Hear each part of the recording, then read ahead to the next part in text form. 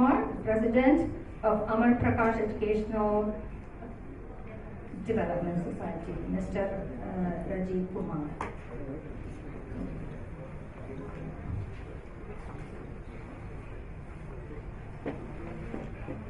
Good afternoon, all the educationists of my country.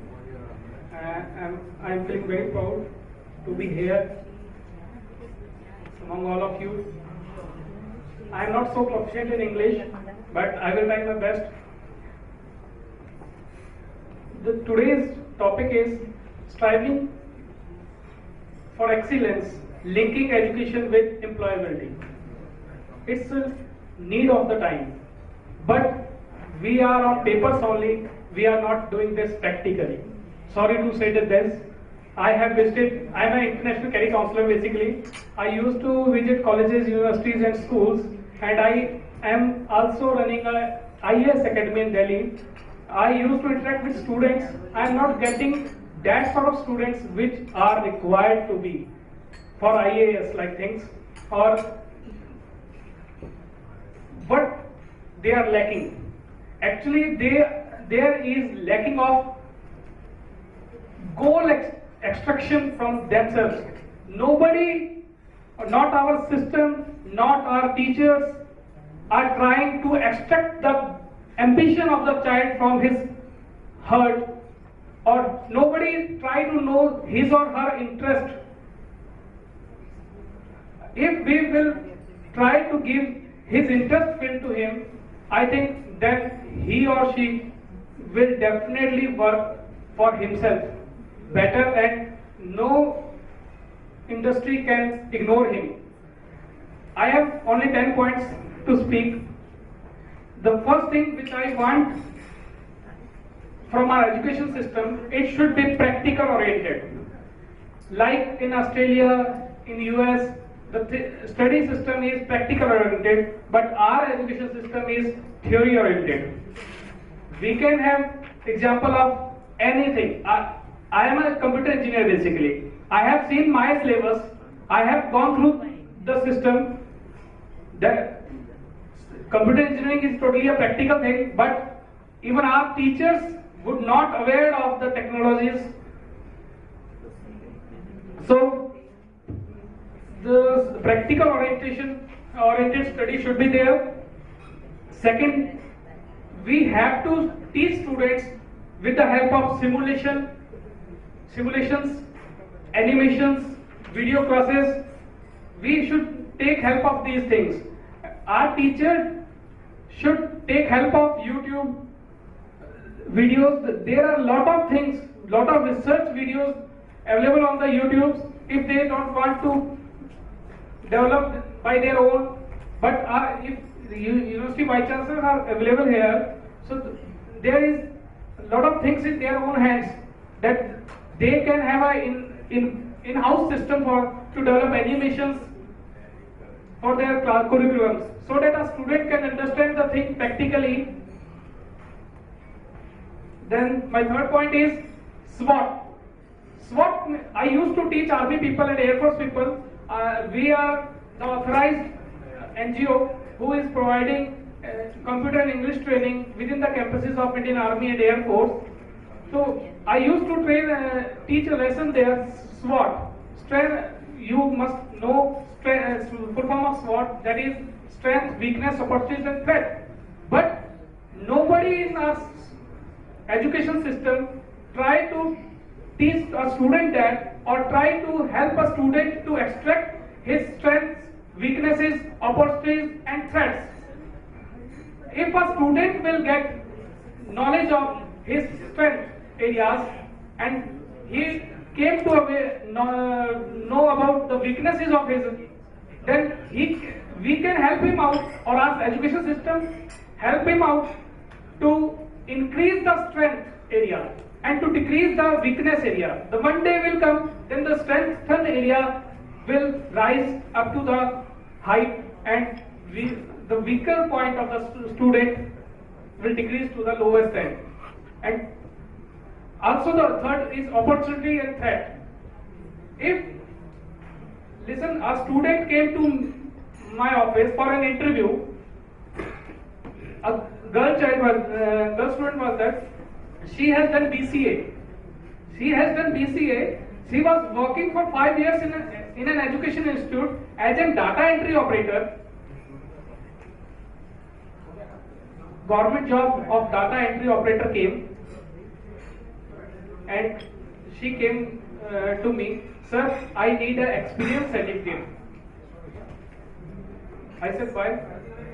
Or sir, please give me a data entry operator job for some time and give me a certificate of 1 month or 1 year or 2 years so that I can apply for that.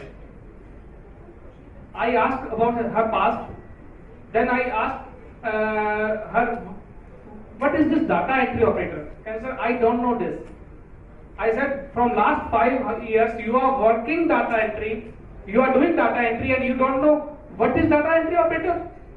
Actually, terminology students are not aware of. Practically, what a corporate needs, students don't know it. So we have to tell them the opportunities and threats, the challenges which they have to meet after passing the school or college. Our responsibility is not only to give the degree or to complete the lectures.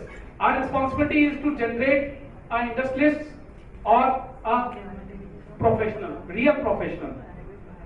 Then fourth one, we can have, like ma'am said, there is a problem of discipline. Discipline is a very big problem, a good challenge among teachers and administrators in the colleges and universities. For that, we can have lectures or workshops of army persons or air force persons. I have my institutes within their campuses. I see that they are so disciplined, and my teachers who are working there, they automatically become disciplined because of those by living with those people. So we have to make tie-up with Indian Army people or Air Force people to take their help. They can come within our campus, or our students can visit their campus for 2-3 minutes. 2-3 days. There can be in a workshop. Then we want our students employable. We want from our students to develop employability skills within him. So for that, we have to explore our teachers. We have to give them exposure to industries. If our teacher doesn't know what are going on in the industry, then how he can teach a student about the industry, or how he can give a student the environment or teach the environment about the industry, the upcoming life, or he can make him ready for the industry. Along with the traditional studies, we also have to give an option. Like for foreign countries, I have seen in Canada that they people give a vocational subject or they like dramatics club and all that, means extracurricular activities, clubs, membership, or a vocational study compulsory along with the traditional study, but that vocational study is not given to you by the college. A student by his or her own choice has to opt it. So that type of system we can opt. Admission should be based on interaction basis, not on the merit basis. Interaction basis, I mean to say, we have to try to know the interest of the student. Industry and university interaction system should be there. Industrialists or professionals should come in the industry, and students have to visit the industries so that they can know the corporate environment and its needs.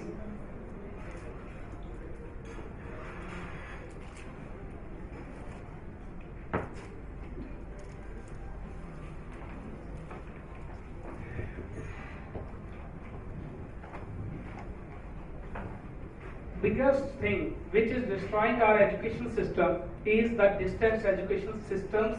That thing which we are throwing certificates through computer centers, learning centers, or information centers. I came to know that the examination, the question papers are going through courier at the home of to the students' home, and students are filling the answer sheets and sending it by courier to the computer center or the information center, and then that answer sheet passed to the university, and university issues the certificate. We all have to try to stop it out. And motivation sessions for teachers so that they can teach by heart, not they teach for killing the time or just earning the money. At last, my request to all of you to let's come on a single platform of thought that we will try our best to make our study system better, employability, and I know if we all will do this, then that day is not so far, then we will all will help our country to remove illiteracy, unemployability, and poverty all from our country. Fine, thank you.